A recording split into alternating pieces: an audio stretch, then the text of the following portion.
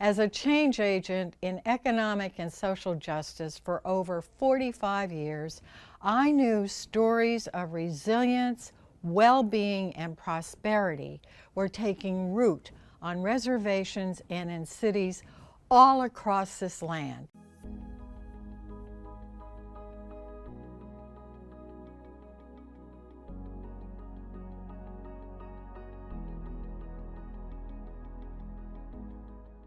Western colonizer society is very much individualism and individual wealth accumulation and individual asset accumulation and what's best for me. That word power is not even a part of our Lakota language. It's something that's so foreign because it's not rooted in anything that's in our value system. It was always about the greater good. It was always about what's best for the whole nation, what's best for the earth, and not what's best for the individual. We talk about that. We talk about our unhoused relatives don't need more policing, right? We don't need for the city and for the police to criminalize poverty. We need connection. We need relationality. We need those relationships. We need to be a community and take care of each other. African American mutual aid started pretty much on the boats when we were dragged here forcibly in chains. We were helping each other, even though on the boats we were, the captors wouldn't even let people who spoke the same language or who were from the same community be chained together. So from then we had this sense, I think probably from the way that African cultures had also had a sense of mutuality and communalism, and then we practiced it wherever we could. It's not that Indian people can't do business, it's they don't value profit over community. They don't value profit over life. So we were never going to succeed by their metrics, because a tree only has value once it's cut down and it's board feet on the market. How can we build, not having one big company where you have hundreds and hundreds of employees, but looking at models in these neighborhoods where we could, create several companies with, 50 employees at a time, where we could build wealth in the community. We are at a pivotal moment in history to reimagine finance, to redefine finance, and reprioritize our funding, reprioritize what money can do. We can reverse the script, rewrite the rules of money, reverse the script so that money can be used to help and heal our communities rather than harm. People often wonder in this country, how are we going to put fundamental beliefs about we're all one, our connected humanity, and wealth is more than money into actual practice, so it makes a real difference for us in our lives and in our futures? Well, Native and Black Americans are doing it, and here's how. So we have, on our 34 acres, we have a regenerative community development. It's one of our 8 initiatives. Currently, we have 21 single-family homes, 7 are complete. Our broader goal for this community is to be net zero. It's an immersion program. They'll hear the educators, including myself, always in the language, always speaking Lakota with them, and so it becomes their norm of every place they go from. Whether they're eating in a cafeteria area, or if they're out to recess, the teachers will always be engaging with them and asking them questions, to creating dialogue with them. That's the wealth, in knowing what people were saying, where you come from, and that there is ceremonies, and that there is songs that you can be doing to start to practice your culture, or to to walk your way of life. It is an indigenous school, but we are very inclusive. Anybody can come to the school and apply to come to the school that would like to attend. So yeah, it's going to be focused on indigenous education. We are going to be accredited by the state of South Dakota. We are also going to be COSA accredited, so there's an accreditation for Oceti Sakowin essential understandings. We're going to have both of those accreditations. The Ocheti Shakoi essential understandings, that's the 7 council fire understandings. The Ocheti Shakoi are the people that walked on this land first. And these understandings were created by elders. So, the Wolakota Regenerative Buffalo Range is a 28,000 acre buffalo range that will be home to 1,500 animals that will be able to produce between 300 and 400 surplus buffalo per year. At 28,000 acres and 1,500 buffalo, it will be the largest Native American owned and managed buffalo herd in the world. When I first came to Lakota Funds in 2008, I thought a credit union is so different, is different enough than a bank because it is member owned, and not to make some bank board members, owners wealthy. Right.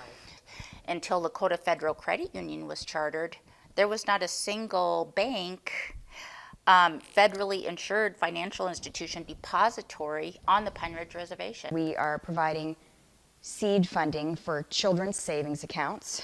By providing a $100 opening account deposit, this is not going to pay for college, but if families are able to put a little bit of money in, some are putting in $5, $10 a month, some maybe at birthday or at a special holiday. We're trying to start the youth when they're younger with opening the accounts, and then help their families to think that it can be an option to go to school, and the kids too. So it's kind of about changing the expectations and trying to build in more hope there. To our knowledge, are the largest seed-funded Native Children's Savings Account program for youth, Native youth in the country.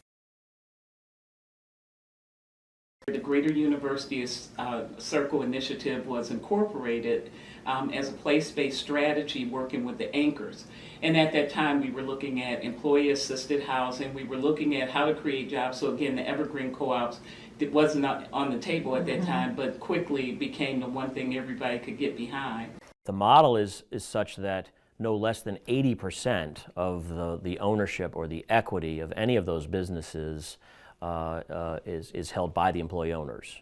Wow. So there can never be a dilution event of any sort, no private equity or outside investment that, that might take that ownership level down. Once an employee becomes an employee owner, which is a 1-year eligibility period, and then he or she is voted upon by the existing worker owners, so that's step one.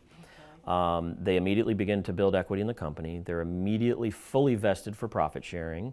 The land trust model is a way for people to not only own housing that's affordable, but then to kind of pass that on to the next buyer who needs affordable housing. Mm-hmm. So essentially just kind of recycling that affordability from one family to the next.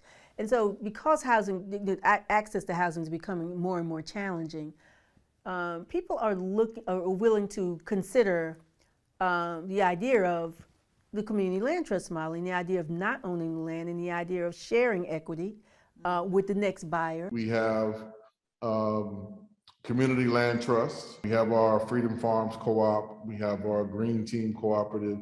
And then the other one primarily is the Community Production Center. But the main thing, just so folks know that it is actually working on is learning how to produce housing, right? Like different types of 3D print housing. One will look similar to a yurt, kind of a round structure, right? The other one is much more kind of traditional, and then there's 2 experimental kind of stilt design. In November of 2019, we actually had our vote on Resolution 126R19, which was to establish reparations for the Black community in Evanston using the cannabis sales tax revenue. There were a lot of different recommendations, and we narrowed that down to what today is a $25,000 direct benefit for housing equity that will build wealth immediately through equity. And the deposit base for a public bank are the taxes, the fees, the fines, the funds, the revenue that our city accrues, which then leverages to create loans just like any other bank. But the difference between a public bank and a private bank is with a public bank, the interest and profit belongs to the community. So rather than it gets siphoned out of state by private Wall Street bankers and private shareholders, that money stays here. There's big profit in the prison industry, created in large part by the unequal justice in the courtroom. Public defenders are handling 300, 400, 500 felony cases, 600 misdemeanor cases.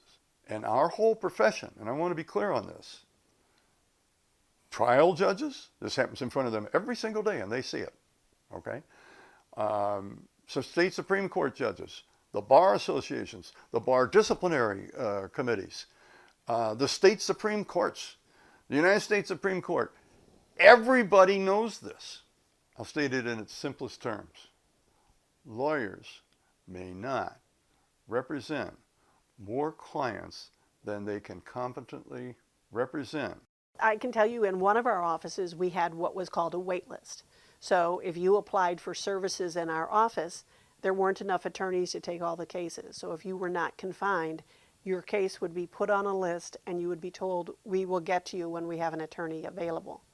I was checking the numbers on that office's wait list recently and saw that it was gone. And I called the attorney who runs the office and I said, where's your wait list? I can't find it. It's not in the database. And she said, well, we don't have it anymore. I'm like, what do you mean you don't have it? How did you do that? She said, you gave me 2 more attorneys. That's how I did it. This is about systemic change. This isn't about putting a Band-Aid here. The transformation that we're trying to effectuate in our community really is this transformation of healing to hope to liberation. Because once you start on your healing journey, you're able to heal from historical traumas, from existing traumas, ongoing traumas. You're able to find hope again. Hope that life can be better, that life can be different. You can start to dream again. Please join our award-winning team in bringing these compelling stories of powerful change to public audiences, to universities, and communities. To learn more and make a donation, visit this website.